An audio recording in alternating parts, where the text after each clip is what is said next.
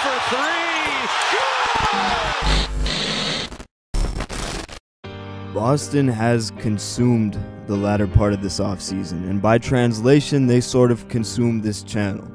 And for that, I apologize. I hate to ever let any one topic take over the subject matter. But that being said, there's one thing to note that I haven't really seen anyone else cover yet. Everybody seems to be focused on this newly built team and how they'll mesh, but there seems to be a lack of foresight into what steps the Celtics need to take next. And understandably so, the Celtics have been one of the most active franchises this offseason, if not the most. So to expect another major move to come immediately after the acquirement of two new franchise centerpieces and a completely revamped starting lineup, to expect something big to come so soon after that would be unrealistic to say the least. But if you think Danny Ainge is satisfied and ready to call it quits already, then you're sorely mistaken. Because when you look up and down the roster, there are still some glaring weaknesses that need attention. I think we can all agree that they've solidly positioned themselves for at least a high chance at taking the Eastern crown. But win a championship with all the competition out west today? Within arm's length, maybe, yet still far from it. If they were out west, Boston might not even be in the top 3. So what adjustments need to be made to take Boston from contender to dynasty? There's only one way to find out, and it's by examining the vulnerabilities. Where did Boston struggle last season, and where did they regress this offseason? Well, the most critical concern to address is obviously rebounding. Boston ranked at the very bottom of the league last season. In virtually all rebounding numbers, they hovered around the 3rd to 4th worst positioned team. Now this is where it gets scary. The man in the middle, Al Horford, who often gets the brunt of the blame for these rebounding issues, well, that's your best rebounder left on the team. An unsettling thought. Forget the elite defense, but their best guard on the boards, Avery Bradley, is gone. Scrappiest dude on the team, who's always reliable when you need it for hustle and energy in that regard, Jay Crowder, gone too. Another scrapper, Olynyk, lost to the mania of this offseason as well. So who are you left with? Basically just Al Horford, an inconsistent on and off, emphasis on the off rebounder to hold down that role. And by his side, other than Gordon Hayward, who can hold his own, you're placing a hell of a lot of faith in the team system as a whole, covering up the lapses, and hope in Jaylen Brown and Jayson Tatum to speed up their development, not just as system rebounders, but as defenders as well, so that they can make up for what's lost without Crowder and Bradley. Essentially, the idea here is with those two guys clogging up the rotation, it'd be hard for the young guys to learn, grow, and reach their full potential. It's a risk, but the reward is high, as it's more sustainable to succeed with homegrown talent from the start of their career, and it'd be foolish to let these guys rot and miss that opportunity. So I get it, okay? And I fuck with it, with the ideology. It's a good move, but it still requires a follow-through. And what is that follow-through? Well, first and foremost, it starts with the game plan, the system that Stevens and his staff implements to get the most out of his talent, specifically to achieve the most development in the youngsters. Like I said, there's a lot of faith placed in Jaylen and Tatum to improve in these areas with more space and larger roles. And while I trust that Brad Stevens can get the most out of this team, it can't all depend on that still. They need some solid, proven additions to fall back on. Ideally, veterans who can step up when needed, but also serve as mentors in the background. So the most popular solution to most is to simply replace this fucker Al Horford with a primary big who can actually, rebound. But it's not that easy a decision when you dig a little bit deeper. Despite the facts that, first of all, his contract, he's set next year to earn almost $10 million more than the best player on the team, Kyrie Irving. He got that huge contract last season, $113 million over 4 years, still 3 remaining. So by the time those 3 years are over, he'll be 33 years old. And at his age, he just has no room for growth or longevity with this young core that they build there with Kyrie and Hayward, and then those first and second year players. Furthermore, and more importantly, we've already established that the Boston Celtics now have at least a very high chance of making it to the finals. The consensus is basically 50-50 on who's the team that's now running the Eastern Conference. They've taken that leap this offseason where they can say, okay, we can contend in the Eastern Conference. Now they need to contend for a championship. And in order to contend for the championship, the Celtics are going to need to shift their focus from the Cavs to the Warriors, and Al Horford is just not good matchup-wise for the Golden State Warriors. He's Kevin Love-esque.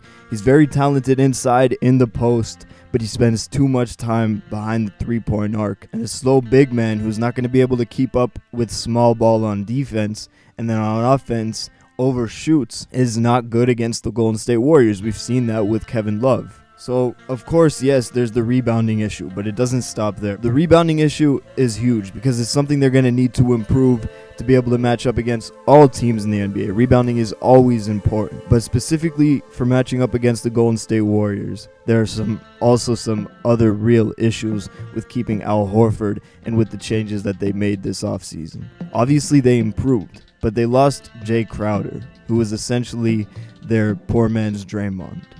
Now, the difference between Jay Crowder and Draymond in terms of play style is that Jay Crowder is really more of a small forward. He's kind of locked in at that position. He can play the 4, but he's definitely not a forward/center the way that Draymond is. He can't hold it down and play the center position. So losing him may not be as detrimental as it seems. The common casual fan perspective is that the Warriors have a lack of rim protection, no banging in the paint.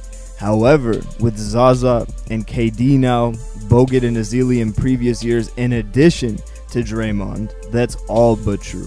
Draymond is the passer that Horford is, plus he can do all of the other little things. Rarely is someone in Draymond's role so effective at what he does at such a high level enough to be considered elite. For example, even with Jay Crowder and Horford combined, they're probably still not as effective as just Draymond alone. Then you add KD, Zaza, and other pieces. So yeah, they're going to need to toughen up inside on the boards and defensively if they really want to compete with the Warriors. Now let's go back to Al Horford for a minute. Since Jay Crowder is already off the team, he's gone, he's done with. But Al Horford is still a big obstacle because of his huge contract. If it wasn't for the contract, there wouldn't be as much of a problem. His rebounding, like I said, on and off. His rim protection is about the same. It's inconsistent. The blocks are there, but again, it's still not consistent. A lot of times, you're going to hear about how easygoing Al Horford is, and maybe this is where the problem originates. Maybe it starts with his character.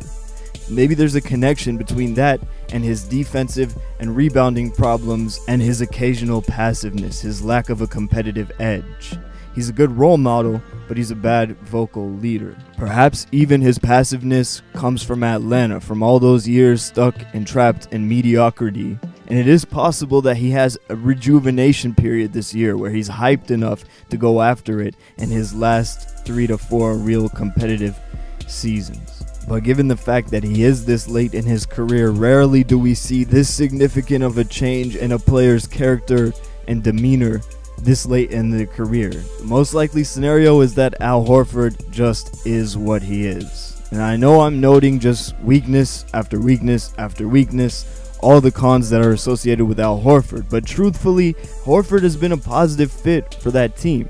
All the advanced numbers show that they are better with him than without him. However, clinging to stats like these would be to show a lack of perspective if you evaluate all sides and all angles. On the one hand, you got something that might sound mad to you, that last season the Celtics, when they had Horford on the floor and Isaiah resting, those lineups actually had higher net rating than those with the roles reversed when Isaiah Thomas was on the floor, who many would call the MVP of that team. His lineups, the scoring was higher, but the defensive rating was about 2 times worse than Horford's defense, as Horford's D was to Isaiah's scoring, if that makes sense. And I know what you're thinking right now. You're asking yourself, why the fuck is the dude who once claimed that Isaiah deserved to be in the top 3 in MVP voting, why is this dude now all of a sudden coming back at me with this opposing rhetoric? Well, first of all, no one was really thinking about that, but hey, there you go. I exposed myself. No, but the reason behind that was completely different. That was about the sheer emotion. I felt like he instilled in that team that underdog spirit. I realize now I was really just overvaluing that to compensate for a lack of reason for Westbrook to be at the top. Still, I believe it should have been Kawhi. I still think stat padding shouldn't be rewarded, or at least should be mentioned and not overlooked. And I still believe that Russell Westbrook's style of play will not ever be a winning one. But hey, I'll give it to him. He still deserved it for what he'd done that season.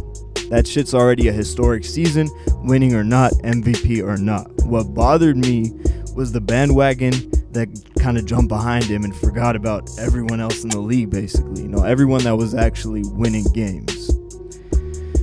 Anyways, that being said, it doesn't change a fucking thing. Horford may look good on the Celtics statistically when you look at the overall picture, but take a closer look at the specific points at which Horford just doesn't fit on that team. Those are the exact areas where the Celtics struggle the most. They can't afford him.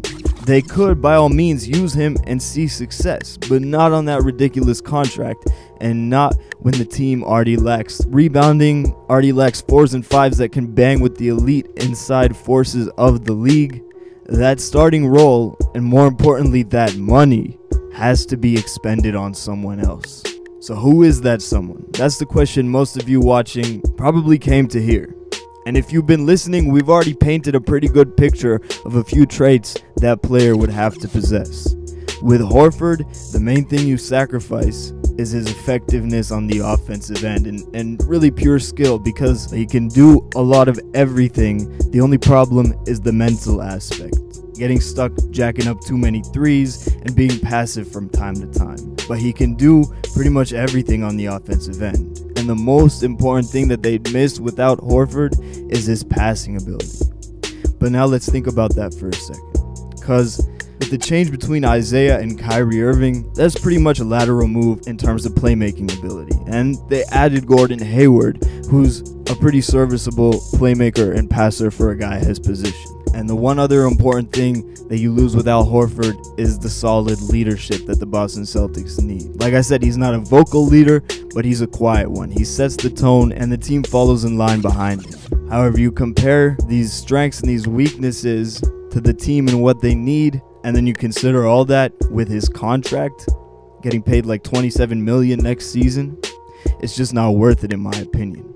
Only problem is there's not even the slightest reason to believe that you could find a trade partner willing to take on that salary at his age, even if it's a team that's already solid rebounding wise and could use all of these things that he brings to the table without suffering too much from his weaknesses. It's still hard to see someone taking on his salary with a guy that's 30 years old and giving them back equal value. So really, if there were a trade, it would probably end up being mostly a salary dump.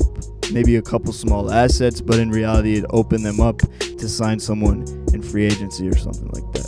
So let me know what you guys think, who you could see them possibly trading for without Horford, if they should even get rid of him, what kind of player you think that the Celtics need, all of that. If you agree with me, if you disagree with anything that I said, let me know in the comment section down below.